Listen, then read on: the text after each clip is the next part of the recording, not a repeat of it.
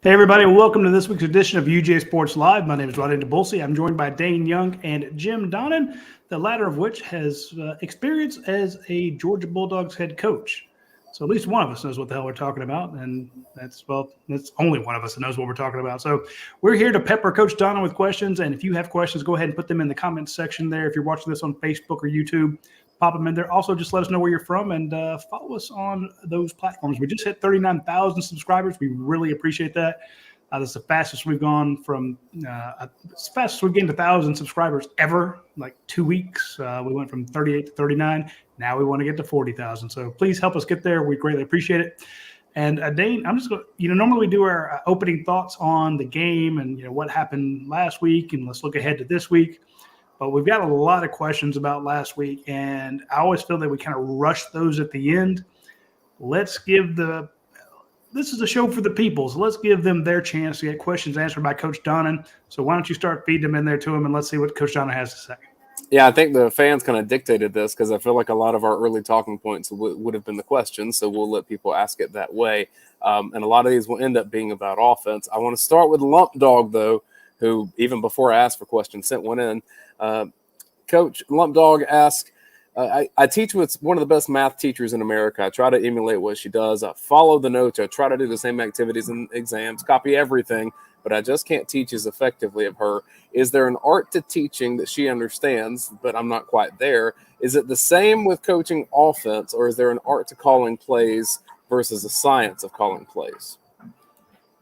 Well, that's a good question, Lump Dog. The biggest thing for anybody in any profession is to certainly know the guidelines that your boss wants you to undertake, but you got to be yourself.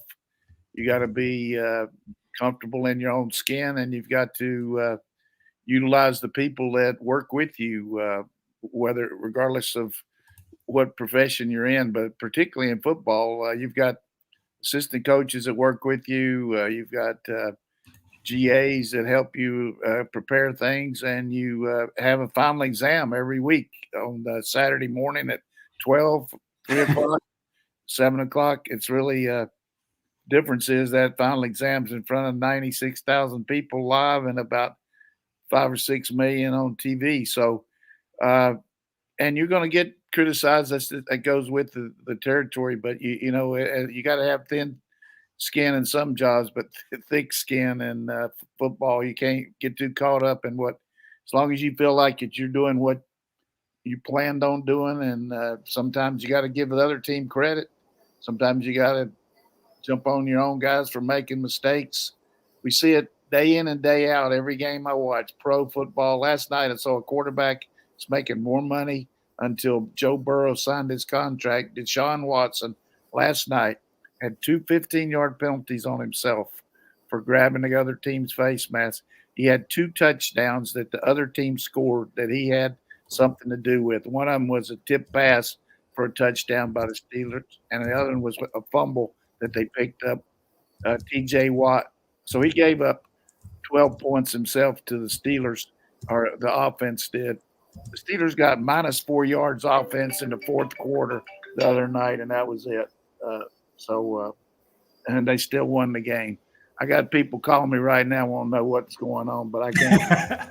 So the bottom line is you got to be yourself, and you got to do what the coach wants. This question from Finance Dog: is the offense problem, in quotes, more of Carson Beck being hesitant to push the ball downfield, or Kirby keeping the training wheels on Bobo/Beck? I don't know what's going on there in these phones. But, he's getting calls from everywhere. To me, you can say that about just about any offense. It's just regardless if it's ours or anything. We haven't pushed the ball down the field, that's for sure. But, we had some really good series the first half, 14 plays, 13 plays. We missed a field goal. They made some plays, South Carolina, but you can make comparisons. We had games last year. We scored 16 points against Kentucky.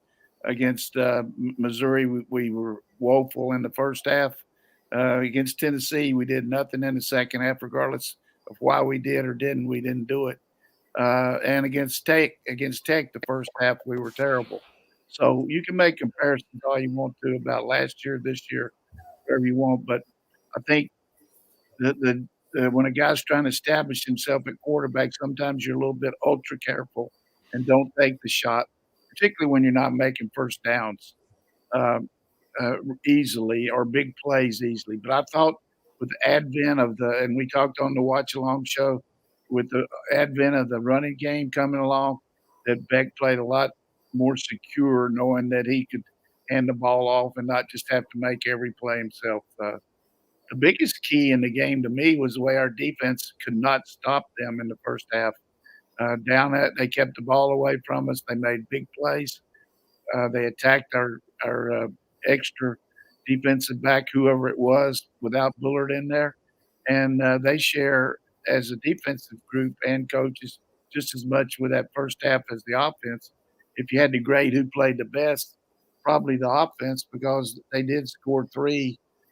The defense gave up 14, and the offense didn't, really make many mistakes. They just didn't capitalize in the red zone. So let's go on to the next one. Well, there were 2 issues in the Georgia shot themselves in the foot with penalties. It's like you can't hold. I mean, it's just some. That was the second half, wasn't it? I think it was, but I'm just saying, when you're driving the field and all of a sudden you kill yourself on a drive and you only get 3 drives in the first half. You could have had a 4th one, but 2 guys didn't get out of bounds or weren't called out of bounds on that 1-minute drive. It's just that first half felt like if anything could go wrong, it did go wrong, and they drive down the length of the field and have trouble in the red zone, and then you should have been off the field on one of their drives. You get them in 3rd and 16, 3rd and 15, and they hit a little. Maybe a tunnel screen or something, and you miss tackles left and right. Kirby mentioned that a couple times. So it's was offensive problems. Yeah, don't let them score as much. That would help. Get the ball back. Give yourself some plays. And Kirby also said that Carson checked 5 or 6 times into different plays because they had a better defense had a look that would have made the play they had called ineffective. And he also talked about sometimes the middle third covered up. It's like we're not going to throw it downfield when the middle third of the field's covered up. The general tendency, which I think I want to make sure that I'm not too quick to say that it's okay to question things, but the general tendency for, hey, you see these people bombs away, throwing the ball deep, and you see some things with guys just making it easy on short yardage and all that. And why can't we do it? I mean, we haven't done it like I feel like we're capable of, but we don't have the firepower we had last year either. We really don't right now. And now, if you just the one analysis I would make, we had approximately half of our team back from last year. When you look at the guys that left, 7 of which are playing in NFL, 3 of our top 11 right now aren't playing: Bullard, Mims, and McConkey. So, come on, you got high expectations. This team we played last year beat Tennessee like a drum, 63 to something. The quarterback was on fire like he was against us in the first half, and they won at Clemson. They got the leading receiver and the leading quarterback percentage-wise in the conference, and they executed, and you give them credit. But everybody wants to know what's going to be the final verdict. How are we going to keep working? We got plenty of room for improvement. We'll adjust here, losing Mims. We got to adjust without Bullard. We're not the same defensive secondary without him. We got holes there. So, and then McConkey just gives you so much that we hadn't had as far as big play. He can really make big plays. South Carolina made a lot of good plays. I thought Carson Beck's best pass of the game was to the end zone to Ra Thomas, and it was a beautiful ball. It was a good route. South Carolina made a play. It happens. It's football. Yeah, they really did cover that. That was a nice throw. And I think the rain really didn't have that much to do with anything, though. I thought it certainly hurts the pass rush because it's harder to rush the passer in the rain because you can't change directions and things like that. But 24-14 when you didn't have your best shot, I mean, I'll take it. The thing that I liked is the way we played in the second half when, adversity hit us. And we talked about that on the watch along show. We'll find out what these kids are made of here in the second half. I mean, 3 years ago, South Carolina, we didn't do it and they got us. So Good point. I still think this team is going to be good, but we got a long way to being a dominant team. Yeah, fair. This question from Big Fatty 94. Do you believe that all of the starter injuries will catch up to Georgia, or are the Bulldogs just that good and with enough depth to be fine, at least during the regular season? Yeah, I'm starting to worry about it, Fatty. I'm really it's an issue because, like I just mentioned in the last statement, 3 of your best 5 players, in my estimation, aren't out there, and you got to get the other 2 I would mention. They're out there, Bowers and Starks, and then there's others that are good too. But I saw a pro scout today and talked to him just a little bit, and he said he just couldn't believe how good Mims played pass protection wise. I mean, he said you just don't have guys like that can move their feet and leverage guys. He said that's going to be a hard guy to replace, but it's not going to affect his draft status one bit. I promise you that. Listen to this guy talk. So That's good news. We'll just see. But far as you can't keep hoping that some of these 5-star, 4-star players are going to come in there without the experience and be able to play on the level they're going to have to. But good news is I don't see a whole lot of traffic in the way here. Missouri looked a little better than I want them to be, and certainly Florida's a great example of injuries. They played the Utah game without 2 of their starting offensive linemen. They couldn't run the ball for a foot, and then they ran up and down the field on Tennessee with 2 starters back. So we'll see how they do. They got Charlotte this week, but then they got the big game with UK right before we played Kentucky. So injuries are part of the game. There's no question about that. And you got to – some years you're very fortunate, and some years you're not. Right now, our fortune need to change a little bit. Look how different Georgia appeared with the return of Dayne Edwards. You missed him the first 2 weeks, and you had Kendall Milton, who's valiant in his efforts, but still not quite 100%. And I feel bad for him with his MCL issue. But when Dayne came back healthy, they fed him the ball. He gets over 100 yards rushing and was just an absolute difference maker. And Kirby Smart was asked about that in the post game. He said, "Look, he makes people miss in the hole. He breaks tackles." And sometimes you get a hat on a hat and you block everybody. Sometimes your running back has to beat one of their guys. It's one-on-one. And, can you make a move? Can you break a tackle? Dayne does that. And yeah, that was a good point. And I saw today, I read a lot of stuff about pros, and Jim Nagy from the Senior Bowl had Edwards listed as a guy. I'm hoping he'll come back again. Does he have another year after this, or you never know how many years you got with COVID? But yeah. I don't think so with him. But you're right. I have no full answer. But people don't realize this guy can play pro. You look at Cook. Cook got over 100 yards on Sunday. Yeah. We had 2 backs from Georgia. If you're a fantasy football player, Swift 166 yards, and Cook had about 130. That's 2 guys that weren't the number 1 back at Georgia when they were playing here. And then you got, unfortunately, Chubb. It's a terrible injury. But for our fans there, I talked to Ron Corson, our trainer, and he was in contact with Nick. He said, he was destroyed mentally, but he feels like he's going to be able to, get repair on it. They're trying to decide who's going to do it. Dr. Hancock, our doctor, did the first one. I'm not sure how the Browns are going to do it, but that's just a very awful injury. That broke my heart. The reason I mentioned him is, the question about injuries. You look at the starters, losing Mims, one of your best offensive linemen, is tough. You see what you lost Branson Robinson, who's obviously very effective last year. That's tough. Having Kendall Milton sidelined is tough. Look at Georgia's offense without Lad McConkey. It's big. And Javon Bullard, you saw the difference.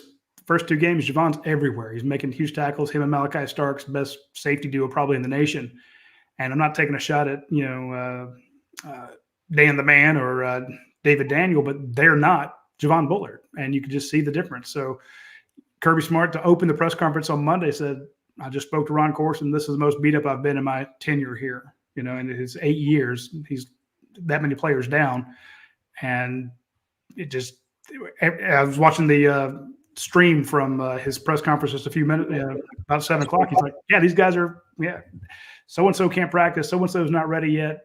It just doesn't look good. Thank God you got UAB and not Tennessee this weekend." Yeah, well, everybody wants you, and here's about our depth and all that, and I can understand that. But it takes a lot to mesh a team, and it takes individuals that have different skill sets to come in there and augment other guys and do things like that. So, and we have an intricate system, no question about it. So, even though you say, well, Georgia should be able to do that, but realistically, you take 3 of the best 5 players off of Ohio State, 3 of the best 5 off of any. They'll take one, take Marvin Harrison off there, and they'll bitch about it for a year. Right. No, I'm just talking about you take them out of off their team and see how good they are. Yeah. It's just it's okay that injuries happen, but who are the players they're happening to? And I do feel like, though, that we got enough within our system to regroup and play with who we got and still be a really good team. Don't get me wrong. I'm not playing the world's smallest violin or anything that, for my heart pumps Pepsi Cola or anything like that. I'm just telling you, we got to realize that you just can't snap your fingers as a coach and expect to be what you thought you might be. I tell you, I saw these guys scrimmage, and I told Roddy, I went when they had the alumni, the players, get to see your old buddies and all that, guys I coached. That was one of the most impressive I've seen a team look. This team is a shell of that as far as some of the guys that aren't out there now. Real quick, talk about depth. Georgia's real thin in running back room. We got a story on the front page of UJSports.com right now about following the future, guys that are committed to Georgia and how they're doing. You'll like this, Coach. Jabree Coleman, he's a 2025 running back commit out of Philadelphia. He rushed the ball for 39 times this past Friday night, 281 yards. 39. Wow. Yeah, and almost 300 yards and a couple touchdowns. So that's a pretty impressive junior right there to keep an eye on. Junior, but we got those three guys coming up that one of them was here this weekend on his official visit. The Nathaniel Frazier from out in California, #1 multi-purpose back in the country, and then Bowen's a kid from Florida, and then Dwight Phillips out of Pebblebrook. Yeah, so we have no blocking for him, by the way.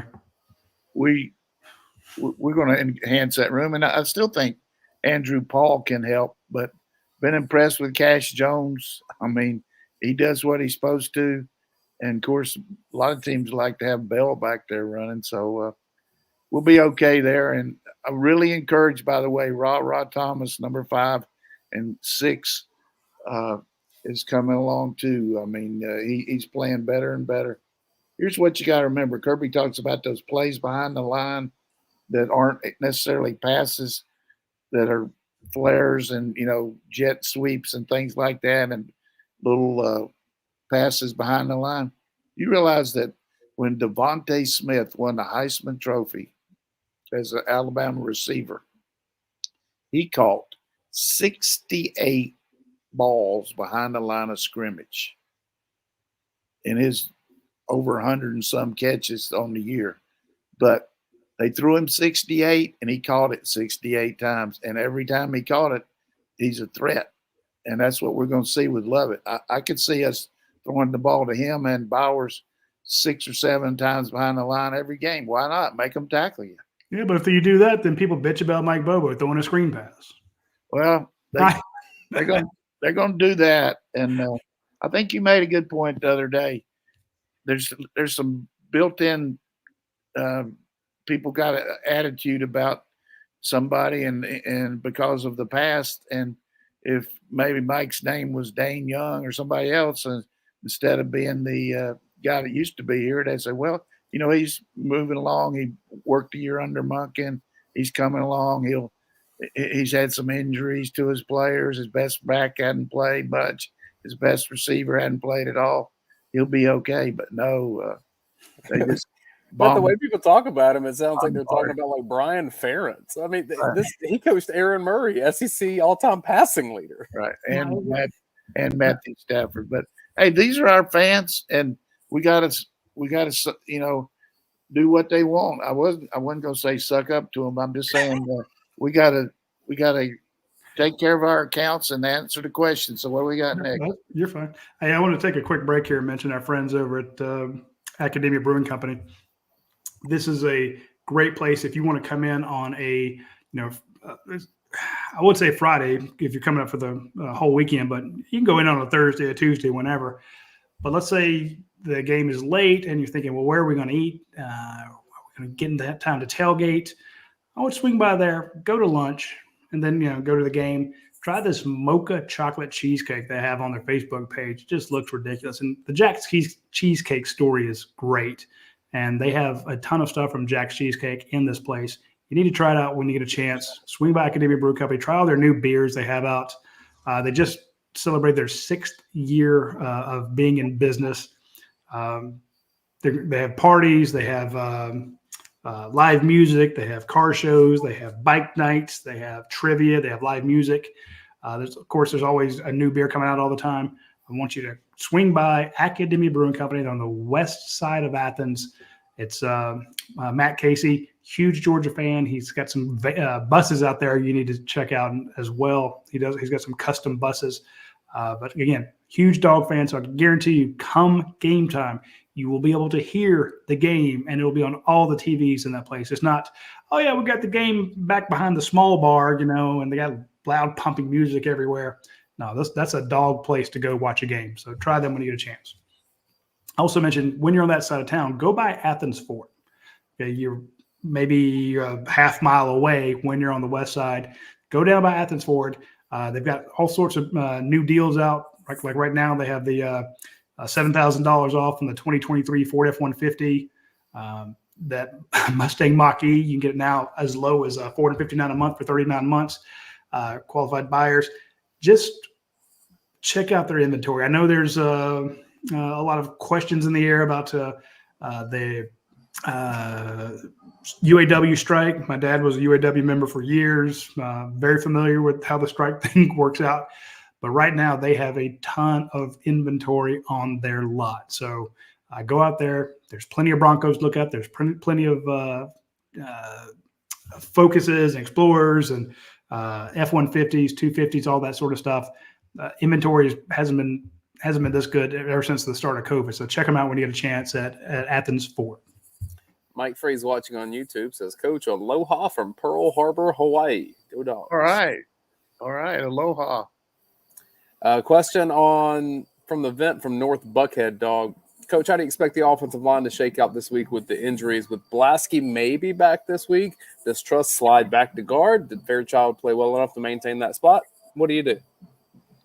Yeah, I mean, it'd certainly be good if Blasky's back. I mean, he's a guy that kind of a lot like Fairchild's worked hard, knows his craft, plays good technique, and it keeps you solidified on the left side with Truss and over there at guard where you got to make the calls. A lot of them backside calls when you run to the right and things like that. And you're used to playing with the guy. But I thought Truss did a really good job of, without much work, coming over there and playing right away. And what we always try to do is put the best 5 out there.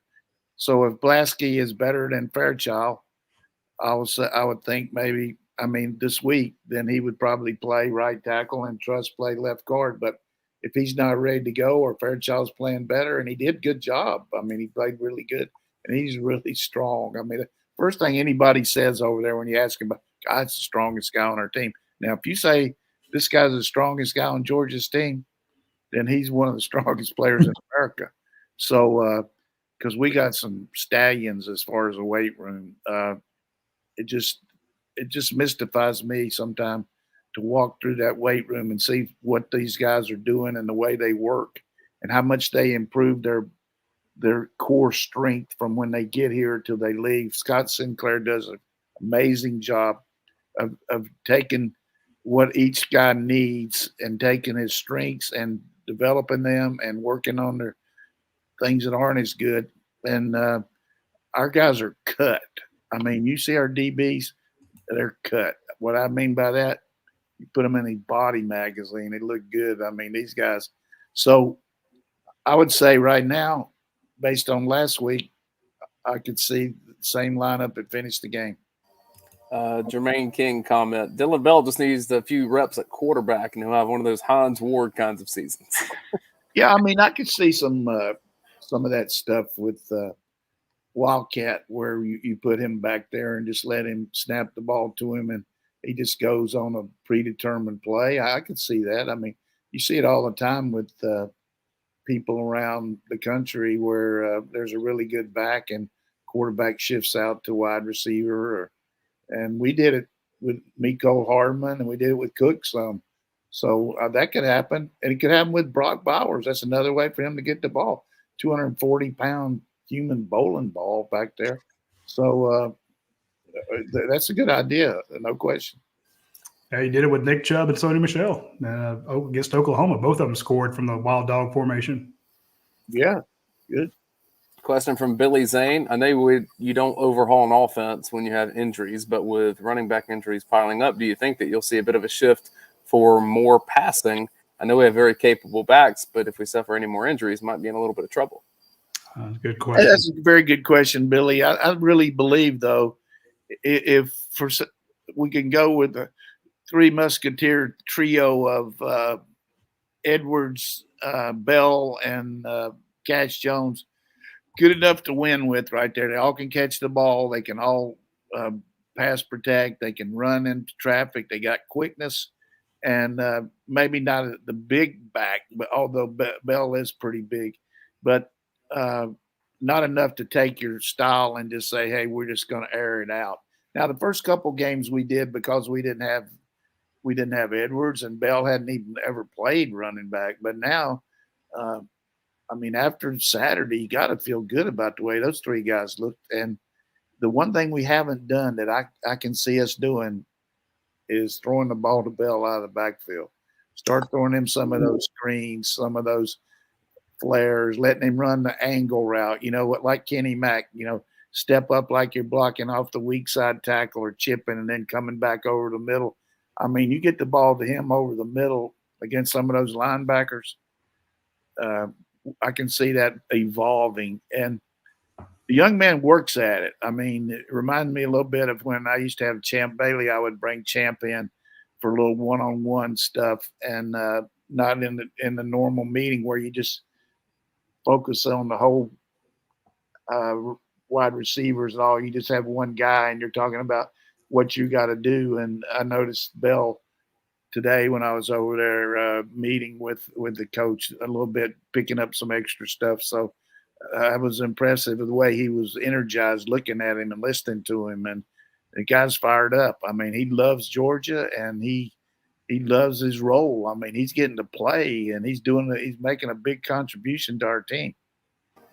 I also think before you cut out the run altogether, we saw what Makai Muse can do back there too.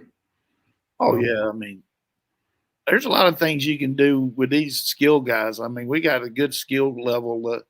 Open field running is going to be pretty good, I think. Shout out to the North Oconee band that you're going to hear them in the background here through the way in Bogart. Where are they playing?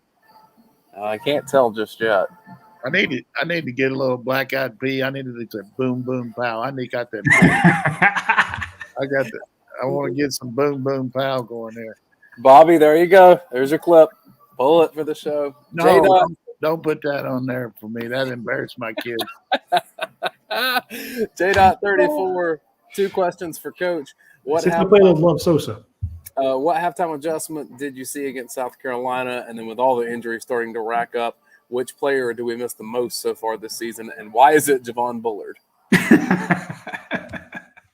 Well, one of the things you do, first of all, if you wait to halftime to make an adjustment, you're usually probably going to be beaten because whatever they're doing to hurt you, you better be stopping it in the second quarter as well. You know what I mean? That's why you see the coaches over there with the players after each series talking to them. But we used to time our halftime. We put the clock up there and it'd be going just like you're looking at any clock. You go 1940, 1836 going down, and you had segments. The coaches would meet together for 3 minutes. The coordinators would meet with the players for the position coaches would meet with their players like 4 minutes, and then the coordinators would talk for like 3 minutes. Then the head coach would get in there and talk, and then with 5 minutes to go, you get ready to come back out. So it's got to be systematic. But as far as the changes, what are they doing to hurt us? What have they done that we weren't ready for? What did we do to hurt them? And I just can't believe these people calling me here. I mean, it's just ridiculous. Popular coach here tonight. We're in the social hour. So, but the bottom line is you've got to be able – the first thing you got to do is let your players rest.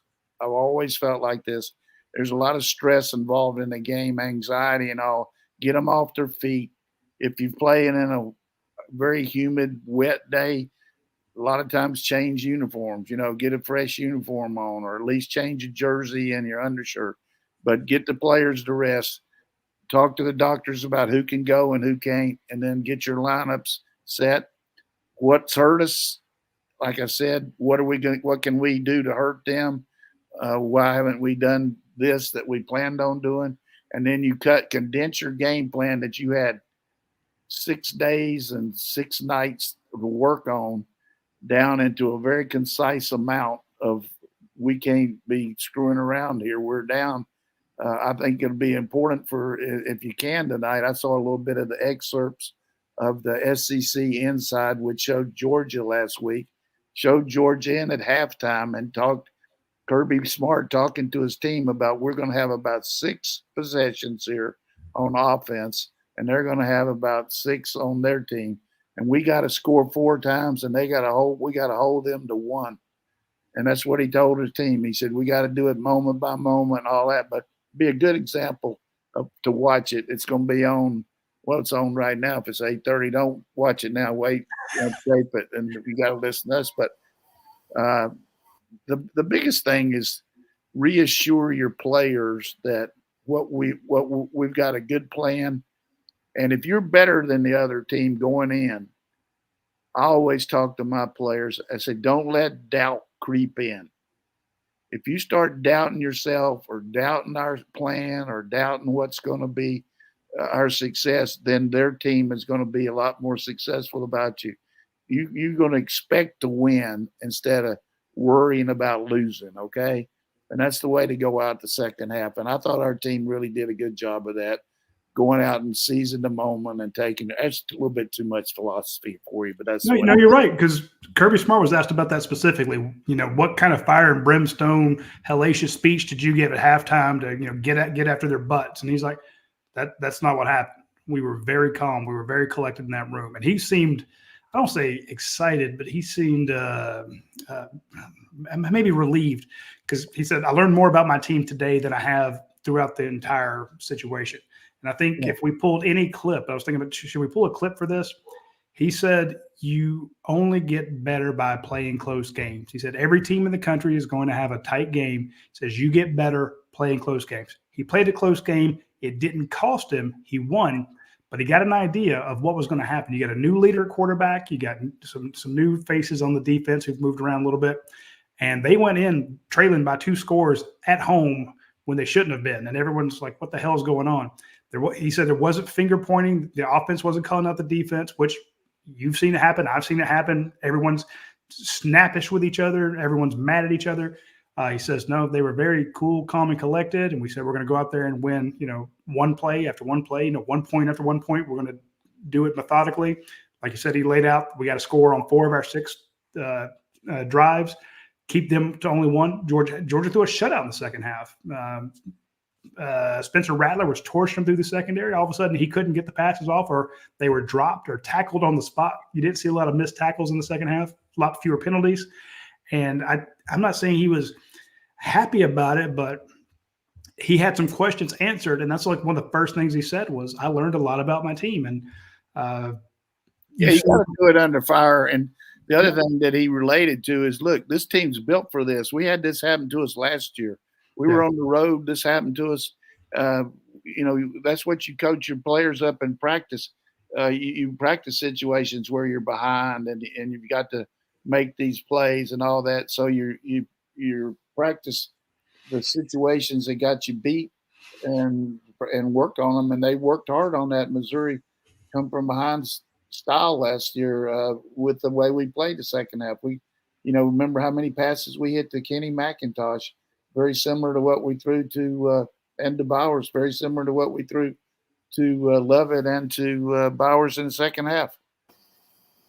Radi, I want you to know I'm fighting all of my comedic instincts right now to not call Coach's phone. I really want to call Coach's phone right now. Cut it off, man. I don't know. I've had 2 calls. One's a recruiting call. This guy wants his son to come to the game, and I got no idea what to do about it because the last guy I recruited was David Pollock. So I don't know what to do there. So, and he's wearing me out on it. And then another one was NIL, which I'm trying to help some with. So I'm going to have to call him back. So any of y'all want to give some money? I saw, this is unbelievable today. Southern Methodist, SMU, which is a good program. They're going in the ACC. And, they're going to go in there and not get any TV revenue for 9 years just to get in the league and get the schedule. Last week, 7 guys gave them $100 million. Wow. Whoa. So you think their NIL ain't going to be stronger than Aunt Mary's breath? We're seeing that parity play out across the nation. I mean, those things are back. That's on the national wire. And Mike Kevin was telling me today about it because he, like me, trying to help with NIL, but he knows those people at Southern Methodist too. So, wow, that's a pretty impressive $100 million in 1 week. Mustangs are just a couple generations early. Yeah. I can't help you with the NIL thing, but I bet Will Myers over in the recruiting office, they had a ton of kids come in for this past game. We'll get that straight. But I apologize for that, but I'm going to have to get back to him. What's the next question there? Coach, do you think Alabama's problem is quarterback play, or is it bigger than that? That's Lane Kiffin, man. He's analyzing everything. I saw where he was saying that Alabama changed play callers and all that stuff. He works on their mind, but certainly they're going back to Milroe. I would think that you'll see very similar to what Jalen Hurts does with the Eagles offense. Instead of that Bryce Young stuff they were trying to do the first 3 games, I think they'll move Milroe on the edge and move him around. I like Milroe. Maybe I'm in the minority as far as people but I think Milroe can be a winning quarterback for them. I don't know about their defense though, but it's going to be interesting to see how good Ole Miss is. I would have never thought Jackson Dart could get 100 yards rushing, but he's now running up and down the field, and they got good receivers. But their defense still got a long way to go, too. But the team that surprised me that looked like dog manure was Mississippi State against trying to cover LSU. LSU all of a sudden looks really good. From BKUGA, how do you think Georgia's defensive line has played overall, and who do you see as the leader of that group? I think Michael Williams is the leader. And Stackhouse, of course, has got good leadership, and then Logue is a senior guy that's always does everything right. But I think we did a lot better job rushing the passer the second half because we covered them better. We got some coverage pressure on him.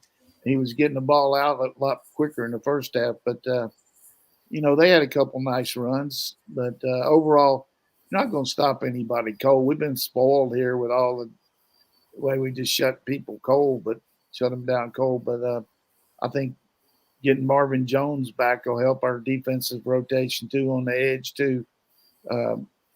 Linebacker wise, I've seen the evolution of Sorey and Walker be pass rushers now in that Jaguar look where you got 18 and 11 lined up.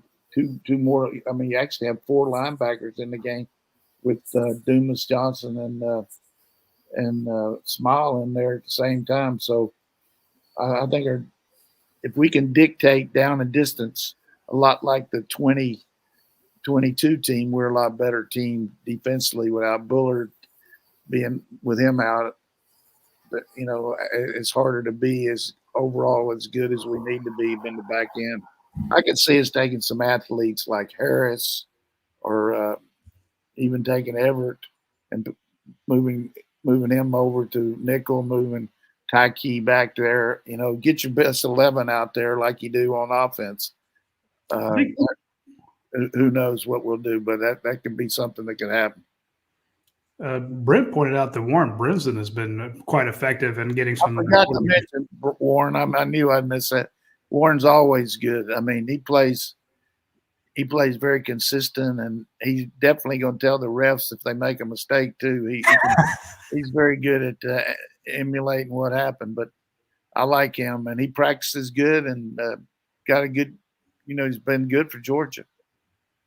And 44 continues to just be a force that's going to get better and better. And Big J probably will too. I mean, he gets to work. He reminds me of Davis, the way he started out a little slow his freshman year, but he's coming on.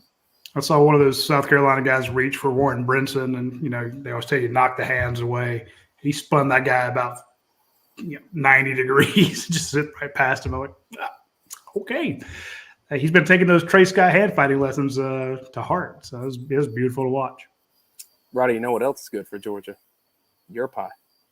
Your pie is very good for Georgia. Tonight is double points night, so it's a little late. It's like 9 o'clock. I can't get my double points in, but you can because you can order today for lunch tomorrow or dinner tomorrow. So go in and say, hey, I want to get the new Philly cheesesteak pizza. I want to get the breadsticks. I want to get a salad. I want to get the pasta. I want a gelato.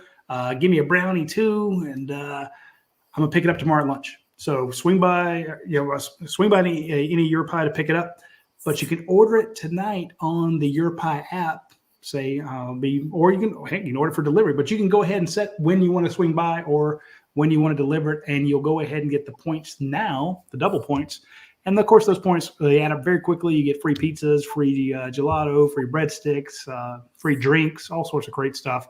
I mean, it's like if people they're like, I'm a Delta person. I got to get my Delta points, which those aren't as good as they used to be. But I got to do everything through Kroger. Well, the loyalty rewards. Some loyalty programs are good, some are not. Well, the one at Your Pie is fantastic, and I always do it on Tuesday because that's the best day of the week to get your extra points. So hit up Your Pie when you get a chance. And I also want to mention a friend of ours because you can get a Your Pie franchise. But let's say I don't want to do pizza, but I like the idea of owning my own business. I like being in charge. I like being the person that signs the front of the checks, and paying other people and, being the owner. Well, reach out to My Perfect Franchise. Reach out to Andy Ludecky over there.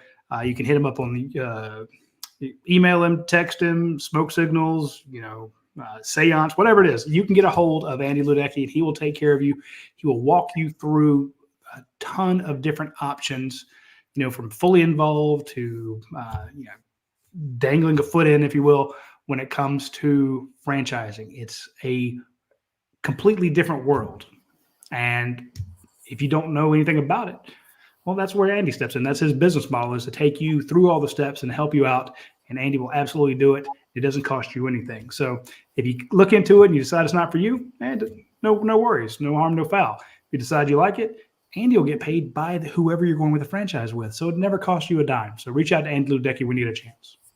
I'm going to adapt Bulldog Ben's question to be a bit more philosophical. Coach, how do you get momentum with a passing attack? Well, one of the things you always want to do early is establish some confidence, with your quarterback. First of all, you try to build in some easy completions, but also some reads that don't constitute a lot of different, because you're not sure what the other team's going to do. So, for instance, if you put a guy in motion, sometimes that's good for your offense, but the defense doesn't do what you thought they would do, and it confuses the quarterback. So I like to just kind of early on let the quarterback get a good feel for what the other team's doing, and not make make them adjust too much. Now, it's okay, conversely, to make them adjust too. So you need to build in a little bit of that too after you get rolling. So I think the biggest thing is just don't get any false sense of security where, he's better than he is by trying these things that aren't that average as far as the consistent throws. So the bottom line is you got things that really work good in practice. If they're working in practice against your scout team that you expect the defense to run against you, then they're probably going to be okay to try in the game. But if you got this good idea and it doesn't work against the scout team, that play's not going in for me in that game, because my scout team not as good usually as that other team. Sometimes they are, but so the other thing is, what's your offensive line's capability to hold out the other team? So instead of maybe doing a 5-out route where every lineman's blocking one-on-one, you might, till you can really, they got a really good pass rusher, you might really starting out put 2 guys on their best guy and make sure that the quarterback doesn't get discombobulated on his first throw and gets jacked. And then that gets in his mind, thinking about, hey, I gotta watch out for this guy here, and so my deal with the quarterback is try to establish as easy communication as you can as far as the play and the formation, where he can really settle in on what the defense is doing and execute, as compared to really trying to just bombard him right off the bat, So that's the way I try to start. Question from Till Dog. Coach, you've mentioned you really like Andrew Paul's potential at running back. Any idea why we're not seeing more of him? Is that knee bothering? I don't know what the deal is with him. These other guys are playing good too, but he might be having some knee issues. I don't know. I need to ask about that, but I like him. I mean, he catch the ball, he runs with speed and agility. Got to be something wrong with him. I think he had a little knee swelling. What I mean by that, he's got to have some injury situation when I say something wrong with him. Yeah. No, you're clear. From Bush Dog, what defensive adjustments did Georgia make against 17 Xavier Leggett in the second half? Did Georgia switch defenders, or was it more scheme? Yeah, I thought our leverage was better as far as where we ended up on the guy. And, we weren't chasing him near as much as, starting the game. And I think Radi mentioned it in his report that I read there before the game, because he always tells me what's going to happen. But he was talking about 17 was really a good receiver, and we were going to have to negate him. He's leading the league. And he started out the first drive and caught 2 good ones. And, we got caught trailing him on one, and then another one he just broke inside. But I think what they did was, if you just look at my formation here, number 1, he's lined up as a split end on the backside of a 3-by-1. Number 2, he's lined up as a slot on a 3-by-1, working on your nickel guy. And number 3, he's lined up as the inside receiver on a 3-by-1 right here. He's this guy. So what we were trying to do is play him with whoever the guy was that had that position. And in the second half, we kind of figured out where he was and made sure we had more than one guy on him. That makes sense to me. That's why it's a coach. Yeah. That's all of our questions from UGAsports.com, which got us mostly through the show. But now we get some fun ones from YouTube. From Jerry W. Coach Donnan, why don't teams use the fullback position much these days? Well, the first thing, you don't recruit them. There's not any teams in high school that run a few teams run the wing tee and things like that, but it's hard to find a guy that's just a blocking type player. Most of the teams run the spread where the guy's a running back and he catches the ball. But what we've seen here, and it's a good question, is the evolution of what we call the U, which is not the Y. The Y is a tight end, but the U is a guy that comes in for a fullback, and he can line up as another tight end or a motion guy, or he can come in the backfield. But he's a bigger person. He's a tight end type or a hybrid type that can line up on the line of scrimmage and block, but also come out of the backfield and catch passes, or go in motion and be the lead blocker, or go in motion and block the backside when you run duo or split zone and things like that. So there is a fullback type, but he's called the U now, and he's a bigger guy. Roddy, I'm going to send this one your way because it's one of your favorites. Given the running back depth question, why have we not heard more about Savon Clark? I'm a big Clark fan. You go out there, watch practice. He looks like an SEC caliber back to me, but it's just a situation where when you see Dylan Bell do what he does, it's tough. Are you ahead of him? Or are you ahead of Dejon Edwards? Or are you ahead of Cash Jones? It's just tough. I mean, he's good, but he's just not as good as those guys, apparently. So, I mean, they give him all the chances in the world. Again, big fan. I think I could see teams reaching out to him, trying to get him to transfer, which, of course, will be tampering. But we know that stuff happens. And I'm like, I think this guy's a great back. But I remember everyone was talking about Laneith Whitehead playing. And I'm like, well, Savon Clark knows the offense better. So if you're getting down that far into the depth chart, which you may be, it wouldn't shock me to see him out there. We saw him play a little bit, but it's just tough to get ahead of all those other guys.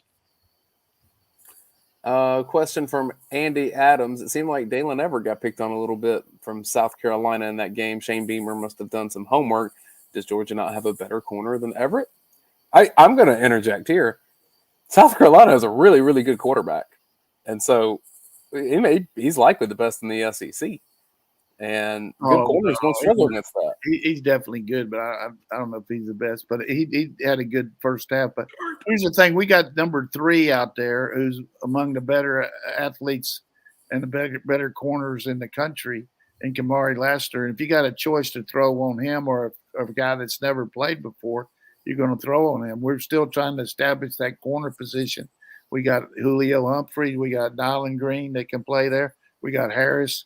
We got some other guys, but you're not going to shut him down. I mean, you're going to – and he's a little nervous there. I was glad we played off him the first half. They didn't hit a lot of deep balls on him. They did hit a couple deep crossing routes, but you're just not going to shut down a good receiver cold. And I think Everett will continue to improve. He's got big shoes to fill being a corner in Georgia, but it's definitely a good question. But if I got my choice, I'm going to throw on anybody but Lassiter. I wouldn't throw on Lassiter. Yeah, Lassiter had 3 pass breakups in that game, so that's I wouldn't throw on him either because he proved it in game. And I think you pointed out exactly what they were doing with Levitt is like, let's move him here so that he gets covered by a safety. Let's move him here so he gets covered by a safety. Let's move him here so he gets covered by a safety. And therefore, you try to pick – you have him versus Dan Jackson or David Daniel, who didn't really know they were going to start until right before the game or play that much before the game. So, yeah, they're going to pick on you, go after that guy, but that doesn't mean that Daylen Everett's not the answer there. So, yeah, the biggest deal is all these teams got coaches, they got analysts. I mean, they watch these guys, everything about them. I mean, you can't imagine the fine-tooth comb that the scouting reports are. And when this guy's foot is in this position, he's playing this kind of coverage on the get-go. when this guy's lined up in this position at a little bit off the ball at tackle, it's a pass. When he's got a little weight forward on his hand, it's a run. We try to work on looking for tips like that. And so if you're overmatched, which South Carolina had to feel they were coming in here, you're going to look for ways that we can be successful against the weakest part of their team. And we had a new corner. So we had a safety go down. That's why you see when a guy gets injured, a team will go right after to the next guy that comes in, next play. I need to do some producing on the fly here because we have less than 5 minutes left. Coach, do you have a joke for us tonight? No jokes. I mean, when you win 24-14, and I got my game face on for UAB. I got no jokes this week. Radi, yes, this is what we have. One more break in us. Yeah, I want to mention a new sponsor that you saw them on the Watch Along show. It's My Better Life Science, and it's basically a company. One of the partners is Josh Millard, very well known, very well beloved Georgia football player. He's part of this thing, part of this group, and it's basically a test kit. People have done like the 23andMe type things where you send in a little sample and they test it and say, hey, you're 16% Nigerian, you're 43% Egyptian, you're 19% Scotch Irish, whatever. Well, that's all cool, but that won't save your life. This test from Better Life Science will. It's an allergy test and a food intolerance test. And so you can check it out, and it will test up to about 295 different items. And it's really easy to go to their website. It's mybls.com. My Better Life Science. You don't have to remember the whole name. Just remember My BLS.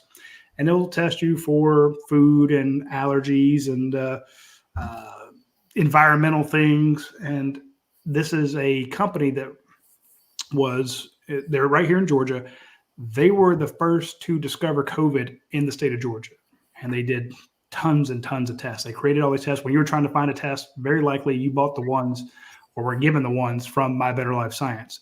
And now they've taken a lot of that laboratory space and converted it into allergy testing. So check them out when you get the chance. They do a great job. And we have Josh who can vouch for them. And Coach Don and I went there. We had our tests done. They do a little stick on your finger, try it out. They test almost 300 items. And Coach is immune to anything except bad football. Apparently he has no sensitivities or allergies. And I have a sensitivity to paper wasp venom. So I avoid wasps anyway. So I'm also allergic to spiders. It didn't say that, but I know I am. So I don't like spiders. I do want to mention also our friends at Dead Soxy. They just had that 40% off deal because Georgia was able to win by 40 points last week, or more than 40 points, and they had the whole 2 weeks ago. And they had the margin of victory sale, and they maxed it out at 40. So I know a lot of people bought socks from them at 40% off. That's ended, but you can still get 25% off if you go to deadsoxy.com and use promo code UGA Sports. And you can see like they have those cool no-shows there with the red and black and white stripes on them. They have tons of great black and white socks. If you didn't get a set for this year, then you're the reason Georgia's a little slow with that first half, because they've been a sponsor for 2 years. Georgia's won 2 championships. If you didn't get them this year, don't screw with the tradition. So hit our friends at Dead Soxy, and they will take great care of you like they've taken great care of us here at UGA Sports. We'll take 2 more questions from Alex. Why did Mekhi Muse not get more touches this past week? Just the luck of the draw. I mean, they're throwing the ball to a lot to Lovett, and he just didn't get it. So I mean, he's behind, Lovett in the pecking order, I guess. So that's what happened. And then Francisco, I like this question from just a coaching strategy standpoint. Do you address the kicker? 3 points can change a game here or there. How do you handle a kicker that misses a kick or two? Yeah, I think the one thing you got to do is reassess him after the game. But during the game, I mean, you just got to go up there and talk to him and say, look, think about your technique. We got confidence in you. You can get another shot. be ready the next time.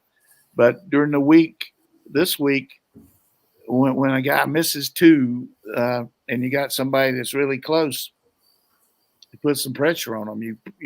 You go out there and practice and you work on it, and then all of a sudden, you have special teams practice, but all of a sudden during the practice itself, you just stop and everybody will come up and they'll start yelling at the kicker and doing all that and see how he does with everybody watching. And the other guy gets the kick. And I know sometimes you say if you miss one, we're going to make everybody on the team do up downs, which that doesn't make the coaches feel. And then sometimes you say everybody, that includes coaches, staff, and everybody. So I don't know that they ever do that here, but the whole idea is put some pressure on them, because that's nothing like it is when the band's playing and you got to have it. So the guy has won the job and he's done good, but realistically, he's missed three now, and we've been spoiled. So I'm sure they're charting him this week, and if he was the best in practice, he'll get the job, and if he wasn't, they'll use another guy. I can't imagine being the kicker responsible for Chidera Uzodiribe to have to do up downs. I would feel bad telling Trey Scott or Stacey Searles, hey, sorry, coach, you got to do up downs, but Chidera just give me a look and he'd pop up and down too. I don't know if they'll do that here, but that's just another way of.